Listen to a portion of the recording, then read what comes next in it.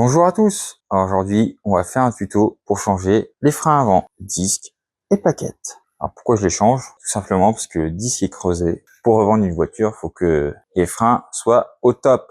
On change tout ça et franchement, tu vas me dire une 106, c'est un Playmobil. Voilà. Alors si tu as vu la vidéo d'avant du filtre à huile, pardon. Voilà, on n'est pas à l'abri d'une surprise. Mais logiquement, ça devrait rien. Je suis en AVC. Ça devrait bien se passer. Allez, c'est parti. Donc déjà, pour commencer, on va lever la voiture et mettre une chandelle. Chandelle toute neuve, même pas fini de payer. Ouais, parce que j'ai acheté une nouvelle chandelle, tu vois, où là, c'est incurvé. Et moi, j'ai les chandelles plates. Sauf qu'avec le temps, avec le temps, je les ai achetées en 2008, je crois. On est en 2025. Elles sont tassées comme ça, tu vois, et plus trop confiance. Donc j'ai acheté une nouvelle chandelle Michelin, pardon, chez Nord Auto, 45 balles la paire. Voilà. D'ailleurs, soit dit en passant, il y a un gars, j'ai été dans une brocante, ils vendaient des chandelles, 40 balles les deux. Ouais. Mais pour le même prix, on en a en neuf en Michelin. Ah non, c'est impossible. Allez, c'est ça. Allez, garde tes machins. Du coup, avant de mettre le cric, on va desserrer les écrous, parce que si t'as pas de clé à choc, eh ben, faut les desserrer avant. C'est du 19. 3 trous.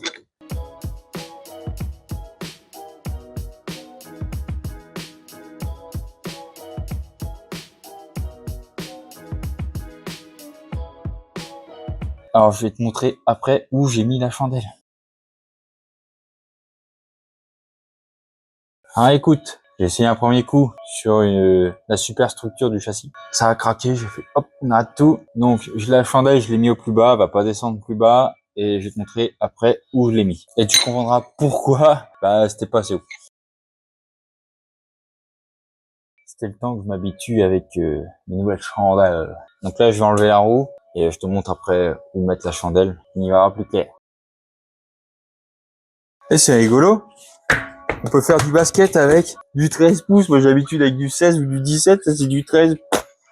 C'est léger, ça. C'est rigolo. Allez.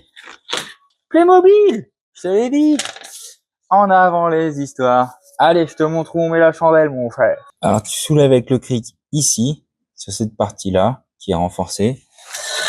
Et ensuite, alors moi, je l'avais mis là.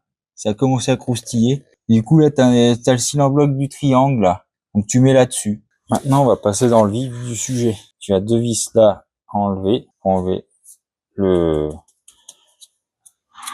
l'étrier. Et après, on va enlever le support d'étrier. Alors, pour les plaquettes, faut faire attention. Parce que quand j'ai fait le rimboxing, j'ai vu que les plaquettes, c'était toutes les mêmes, mais il y avait une plaquette qui avait une plaque en ferraille. Donc, ça doit être genre celle-ci, là. Tu vois que je suis en train de bouger. Tu en as que deux. Donc, la plaquette en ferraille doit aller côté piston. Je pense. On verra ça au démontage. Donc, je vais te mettre par là. Tu verras mieux. En espérant que mon support tienne. Parce qu'il a cassé. C'est plus un trépied, mais un bipied. Et je l'ai commandé cet après-midi, il arrive que dans 2 jours. Donc écoute, faut que ça faire. Hein. Donc fais la poule, tu verras, tout sera plus cool. Alors nous voilà en dessous. Donc là t'as deux vis ici. C'est des clés Allen de 10. Alors là la vis de pur, elle risque de casser les couilles avec le flexible de frein. Écoute, j'ai les embouts. On va essayer de voir comment que ça se déroule. Mais à mon avis, celle-ci, ça va être chiant. Alors écoute bien. Sois attentif sur ce que je vais dire. C'est du clé Allen de 9. Oui, ça a bien entendu du 9. J'ai été chercher un coffret exprès en disant que c'était du 10. Parce que tous mes embouts de 10, je les ai cassés. J'avais une clé Allen de 10, mais je l'ai modifiée pour faire la distribution de la 206. Donc, pas de clé Allen de 9. Là, c'est démonté. J'ai fait mes recherches. C'est mort. Faut que ça soit démonté. Là, le Torx de 55 va dessus. Ce que je me dis, c'est du PSA. Et en général, c'est des Torx de 55. Donc, comme tu peux voir, le Torx de 55 rentre. La péteuse interdit. C'est mort. C'est un coup à foirer le boulon. Si c'est serré comme un bâtard, c'est mort. Donc, on va tester en live, direct live. Hop. Et on va essayer de desserrer. Ah putain. Ah enculé. Voilà. Il est venu. Ok. Là, comme je t'ai dit, flexible, il fait chier. Donc là, j'ai l'avantage, c'est que j'ai un coffret où, tu vois, j'ai des rallongés. Chez Nord Auto, ils vendent ça. Ah, il veut pas rentrer celui-là. Ça ne me plaît pas. Mais il rentre. Et avec la poussière, on va essayer de tapoter un peu. Là, il est dedans. Moment fatidique. Il faut y aller avec parcimonie. Ah, il est venu. Donc, hop, c'est bon, j'ai réussi à l'enlever. Là, j'ai de la chance. C'est passé. Et je peux potentiellement enlever la vis. Ok, c'est bon. Alors, une rondelle, ok. On enlève la deuxième. Ah, forcément, c'est un peu de mal à aller dedans. Alors, tu vois, le Torx de 55 va dedans. Coup de bol, mais vraiment coup de bol. Hein. Vraiment. Hop, la vis, la rondelle. Tac. Allez, on passe de l'autre côté et on démonte l'étrier. Alors, clairement, je t'ai dit que c'était du Playmobil. Franchement, c'est casse-couille. Là, tu vois, t'as deux petites barrettes ici, là. Faut les virer au chasse-goupille. Donc, tu tapes sur le côté ici. Attends, je vais essayer de pas te taper dans le support.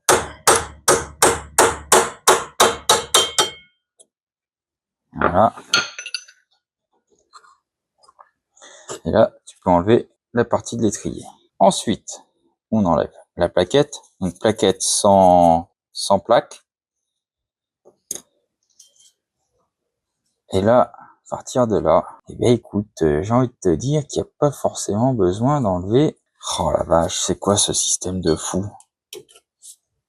Je comprends pas trop le principe. D'agrafe. Là, clairement, c'est le tout premier système que je vois comme ça. Je réfléchis et je reviens vers toi après. Ah, écoute, j'ai étudié le système. C'est que l'agrafe, faut la bouger, mais la virer des barres, là. Sauf que, en soi, celle-ci, cette plaquette-là, tu peux pas la virer parce qu'il y a le disque. Donc, faut virer le disque. C'est un chantier, le truc, hein. Ok.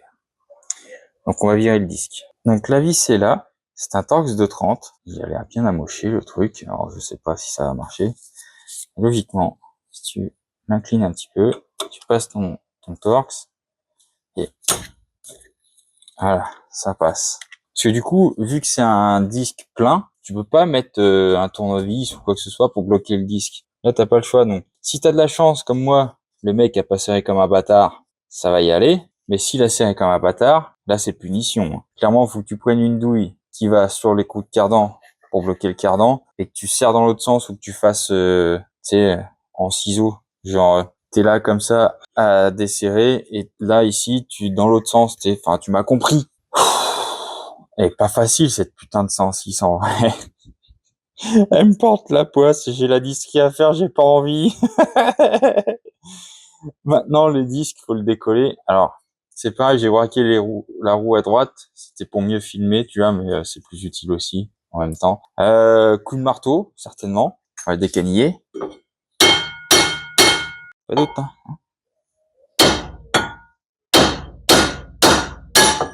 Voilà. Donc maintenant que le disque est enlevé, logiquement, si j'ai suivi le truc, normalement, tu vois toujours ce qui se passe. Sur le côté, la lumière, voilà. Là, tu décanilles l'agrafe. Et maintenant, tu essaies de décaniller l'agrafe. Alors, l'agrafe est pas prise elle est pas prise comment dire, dans le piston. C'est vraiment les deux branches, là, qui font le truc, là. Donc là, hop, elle est enlevée. Ça, c'est très bien. Et là, pour ramener le piston, j'espère qu'à la pince multiprise, ça va le faire. Déjà, on décanille ça. Voilà. Alors, les plaquettes, comme tu peux voir, c'était quand même pas mal. Je vais te mettre plus de lumière. Quoique, non, là, ça va encore. On va tenter la multiprise. Normalement, ça devrait y aller. Alors, normalement, ça s'écrit avec 2 N. Le piston est rentré. Bon, on va mettre les nouvelles plaquettes. Alors, tu ponces tes plaquettes au 80. Ça s'appelle le déglaçage. C'est pour enlever la petite pellicule qu'il y a de protection pour le stockage. Ça t'évite que la plaquette glisse sur le disque sur les premiers freinages. Pareil sur la deuxième. La plaque en ferraille, bien sûr, on la met dans le bon sens. Alors attends, t'avais la plaquette comme ça, avec ça comme ça. Hop. jusqu'au bout. Clairement, c'est la première fois que je vois un système pareil. Je comprends pas. Aïe. Je suis un connard. Attends. Je vais passer un coup de meuleuse là-dessus. Là. Enfin, de meuleuse de... On va nettoyer ça, quoi. Alors, j'ai sorti le Projo parce que là, franchement, on voit rien. Mais au moins, tu vois ce que je fais. Et je t'embrouille pas ou quoi, tu vois.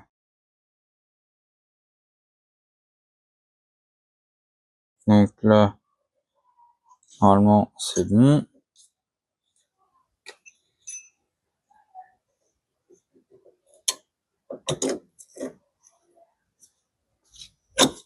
Alors.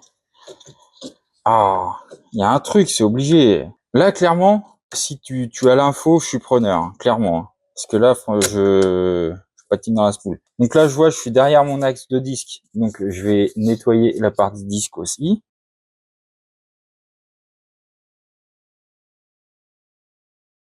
Voilà, donc la surface est nettoyée. Alors, tout ce que j'ai fait à nettoyer, tu peux le faire au P80, il n'y a pas de problème. On va installer les nouveaux disques. Je remets le disque. Alors, la petite astuce, la petite vis de torque, on essaie de se la mettre au préalable, au plus pratique. Voilà. Alors, je mets pas la vis neuve pour la simple et bonne raison, c'est qu'ils m'ont fourni des vis avec, mais en cruciforme. Et le cruciforme, clairement, va te faire foutre. Voilà. Donc, tu serres au max. Normalement, il est bien en place. Et là, pareil. Donc là, tu le serres à la main. Tu prends ton cliquet. Alors, moi, j'ai pris le gros parce que j'ai sorti mon coffret Torx, tu vois, mais même le petit, hein. Donc, tu mets ton embout là. Et tu tapes juste. De toute façon, il est maintenu par la roue, il va pas s'envoler. Là, on remet la deuxième plaquette.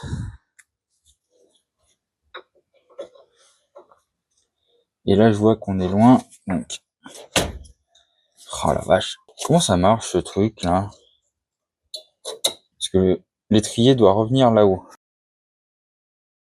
Là, clairement, j'apprends avec toi là. Là, tu vois, regarde, je passe mon doigt derrière. Le machin, il veut pas rentrer. Il veut pas revenir. J'ai réussi à le sortir, mais pas le revenir. Tu lui tapes sur la gueule. Bah, c'est quoi ce bordel? C'est la plaquette qui casse les couilles.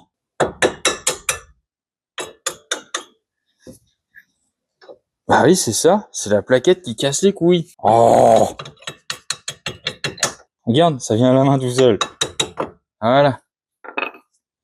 Ok. Et comment tu veux... je pige pas là. Tu mets ta plaquette comme ça, ok. Et là, tu tires dessus, tanquille en bas. Tu passes ça de l'autre côté. Et là, ça marche. Ensuite, on remet cette partie-là. Alors, je vais y passer un coup de machin là, parce que... Alors, j'en prends plein la gueule, mais la caméra avec. Hein. Hop, tu remets ça là-dedans. Oh, c'est chaud l'histoire là. Ça va pas dedans non plus là. Oh.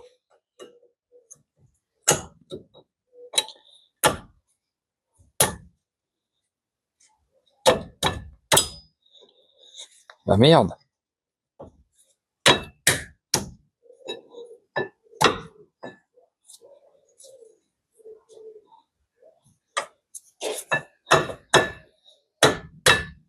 Je suis en face des trous pourtant.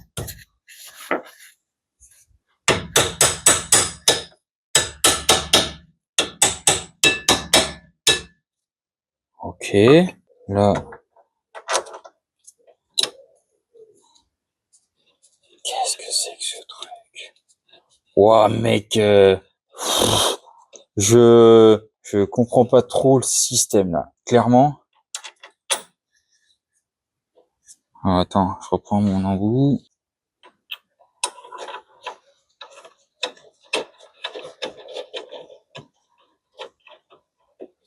Oh, c'est chaud. Je suis en train de délirer en vrai. Voilà, tu vois, je fais un côté, un coup l'autre, tu vois, pour que ça prenne les deux en même temps.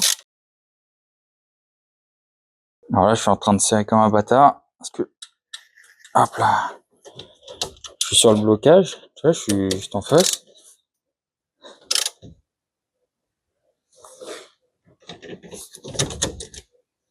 Alors, je te montre.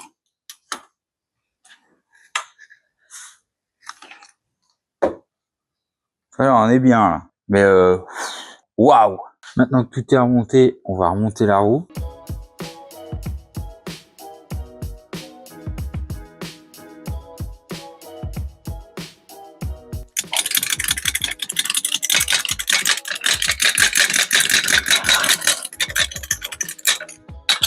Pardon.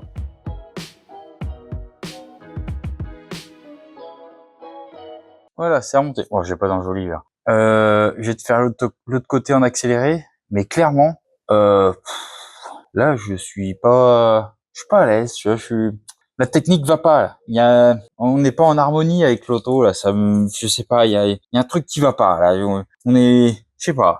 On n'est pas en symbiose. C'est limite si t'es sur, t'as un dé, tu vois, et puis tu fais ça, next. Voilà, c'est un peu ça l'histoire. Ça plus le coup du filtre à huile, tu vois. Puis, je sais pas, il y a un truc. Donc je te fais l'autre côté en accéléré pour que je te montre quand même que j'ai fait les deux côtés, quand même. Et puis on fera la conclusion. Et puis on n'est pas là, ouais, qu'il m'arrive une couille de l'autre côté, comme à chaque fois, ou presque. Allez, à tout de suite.